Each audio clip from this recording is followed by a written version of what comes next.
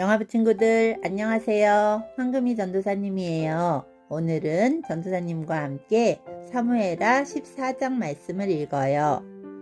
오늘도 말씀 읽는 가운데에 하나님의 지혜와 하나님의 은총이 우리 영화부 친구들 모두에게 가득하기를 간절히 소망합니다. 다윗 왕이 압살롬을 매우 그리워하고 있다는 것을 스루야의 아들 요압이 알게 되었습니다. 그래서 요압은 사람들을 드고아로 보내어 어떤 지혜로운 여자를 데리고 오게 했습니다. 요압이 그 여자에게 말했습니다. 어떤 사람을 위해 매우 슬퍼하는 척 하시오. 슬픔을 나타내는 옷을 입으시오. 몸에 기름을 바르지 마시오. 어떤 죽은 사람을 위해 오랫동안 슬피 운 사람처럼 행동하시오. 그런 모습으로 왕에게 들어가서 내가 하는 말을 그대로 왕에게 말하시오. 요압은 그 지혜로운 여자에게 할 말을 일러주었습니다. 드고아에서 온 여자가 얼굴을 땅에 대고 절을 했습니다. 그리고 왕이시여 저를 도와주십시오 라고 말했습니다. 다윗 왕이 여자에게 물었습니다. 대체 무슨 일이냐? 여자가 말했습니다. 저는 과부입니다. 남편은 죽었습니다. 저에게는 두 아들이 있습니다. 제 아들들에서 싸우고 있었는데 거기에는 아무도 말려줄 사람이 없어서 그만 한 아들이 다른 아들을 죽이고 말았습니다. 그런데 지금은 온 집안 사람들이 저를 욕하면서 이렇게 말하고 있습니다. 자기 형제를 죽인 그 아들놈을 내어놓아라. 우리가 그를 죽여 제 형제를 죽인 죄를 갚겠다. 그리고 그 집안의 상속자를 끊겠다. 제 아들은 마지막 불씨와도 같은 아들입니다. 이제 저에게 남은 것이라곤 그 아들뿐입니다.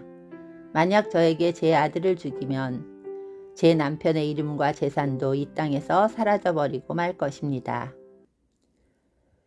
이 말을 듣고 왕이 여자에게 말했습니다. 집으로 돌아가거라. 내가 이 일을 해결해 주겠다. 드고아 여자가 왕에게 말했습니다. 왕께서 저를 도와주신다고 하더라도 제 친척들은 저와 제 아들에게 죄가 있다고 할 것입니다. 그리고 왕과 왕의 자리와는 관계없는 일이라고 주장할 것입니다. 다윗 왕이 말했습니다. 너를 욕하는 사람을 불러오너라. 다시는 너를 괴롭히지 못하게 하겠다. 여자가 말했습니다. 왕의 하나님이신 여호와의 이름으로 약속해 주십시오. 그러면 죽은 제 아들의 원수를 갚으려고 하는 친척들이 남은 제 아들을 죽이지 못할 것입니다. 다윗이 말했습니다. 살아계신 여호와께 맹세하지만 너의 아들을 누구도 해치지 못할 것이다. 내 아들의 머리카락 하나라도 땅에 떨어지지 않을 것이다. 그러자 여자가 말했습니다. 내 주 왕이시여 한 가지만 더 말씀드리게 해주십시오. 왕이 말했습니다. 말하여라. 여자가 말했습니다. 왕께서는 어찌 이와 같은 일을 계획하셨습니까? 그런 일은 하나님의 백성이라면 하지 못할 일입니다. 왕께서 쫓아낸 압살롬 왕자를 돌아오지 못하게 하시는 것은 죄 있는 사람이 하는 일과 같은 것입니다.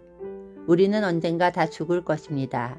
우리는 마치 땅에 쏟아진 물과도 같아서 누구도 그것을 다시 주워 담을 수 없습니다. 그러나 하나님께서는 생명을 빼앗지 않으십니다. 오히려 내쫓긴 사람이라도 다시 하나님께 돌아올 수 있는 길을 찾아주십니다. 내 주 왕이시여, 내가 이런 말씀을 드리러 오게 된 까닭은 사람들이 저를 위협했기 때문입니다. 저는 이렇게 생각했습니다. 왕께 말씀드리자. 그러면 왕께서 내가 원하는 것을 들어주실지 모른다. 왕께서 내 말을 듣고 나와 내 아들을 죽이려 하는 사람들로부터 나를 구해주실지도 모른다. 하나님께서 우리에게 주신 재산을 빼앗으려는 사람들로부터 보호해 주실 것이다. 왕의 종인 저는 이렇게 생각했습니다. 내 주 왕의 말씀이 나를 위로해 줄 것이다. 내 주 왕께서 마치 하나님의 천사와 같아서 선과 악을 가릴 수 있기 때문이다. 왕의 하나님이신 여호와께서 왕과 함께 하시기를 바란다. 그러자 다윗 왕이 말했습니다. 너는 이제 내가 묻는 말에 대답해야 한다. 여자가 말했습니다. 내 주 왕이시여 말씀하십시오. 왕이 물었습니다. 요압이 너에게 이 모든 말을 하라고 시키더냐? 여자가 대답했습니다. 내 주 왕이시여, 사실 그렇습니다. 왕의 종인 요압이 저에게 이 말씀을 드리라고 했습니다. 요압이 이 일을 꾸민 까닭은 왕의 마음을 돌이키기 위함입니다. 내 주여, 왕께서는 하나님의 천사처럼 지혜로우십니다. 왕께서는 땅에서 일어나는 모든 일을 알고 계십니다. 왕이 요압에게 말했습니다. 자, 이제 허락하겠다. 젊은 압살롬을 데리고 오너라. 요압은 얼굴을 땅에 대고 절을 했습니다. 요압이 왕에게 복을 빌어주면서 말했습니다. 제가 바라던 것을 들어주시니 이제서야 왕께서 저를 총애하시는 줄 알겠습니다. 요압은 일어나 그 술로 가서 압살롬을 예루살렘으로 데리고 왔습니다. 그러나 다윗 왕은 이렇게 말했습니다. 압살롬을 자기 집으로 가게 하여라. 나의 얼굴을 보지 못할 것이다. 그래서 압살롬은 자기 집으로 돌아갔습니다. 압살롬은 왕을 만나러 가지 못했습니다. 압살롬은 그 잘생긴 모습 때문에 칭찬을 많이 받았습니다. 이스라엘의 그 어떤 사람도 압살롬만큼 잘생기지는 못했습니다. 압살롬에게는 머리끝부터 발끝까지 아무런 흠도 찾을 수 없었습니다. 해마다 그 해가 끝나갈 무렵이면 압살롬은 머리를 깎았는데 그것은 그의 머리카락이 너무 무거웠기 때문입니다. 잘라낸 머리카락의 무게는 왕궁 저울로 200세겔가량 되었습니다. 압살롬에게는 아들 셋과 딸 하나가 있었는데 그 딸의 이름은 다말이었습니다.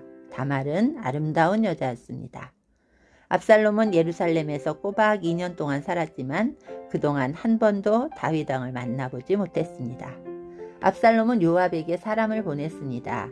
압살롬은 요압을 왕에게 보내 자기에게 대해 잘 말해달라고 부탁하려고 했습니다. 그러나 요압은 오지 않았습니다. 압살롬은 한 번 더 요압에게 사람을 보냈습니다. 그러나 이번에도 요압은 오지 않았습니다. 압살롬이 자기 종들에게 말했습니다. 보아라, 요압의 밭이 우리 밭 바로 곁에 있다. 요압은 거기에 보리를 심어 놓았다. 가서 거기에 불을 질러라. 이 말을 듣고 압살롬의 종들이 요압의 밭에 불을 질렀습니다. 그러자 요압이 압살롬의 집으로 와서 말했습니다. 왜 종들을 시켜 내 밭에 불을 질렀습니까? 압살롬이 요압에게 말했습니다. 나는 당신을 왕에게 보내고 싶어서 나에게 와달라고 사람을 보내었소. 왕이 왜 그 술에 있던 나를 불러 내 집으로 돌아오게 했는지를 알고 싶어 당신을 왕에게 보내려고 했던 거요. 차라리 그곳에 머물러 있는 것이 나에게는 더 좋았을 것이요. 왕을 좀 만나게 해주시오. 만약 내가 죄를 지었다면 왕이 나를 죽여도 좋소. 그리하여 요압이 왕에게 가서 압살롬의 말을 전했습니다. 왕이 압살롬을 부르니 압살롬이 왔습니다. 압살롬은 얼굴을 땅에 대고 왕에게 절을 했습니다. 왕은 압살롬에게 입을 맞추었습니다. 아멘.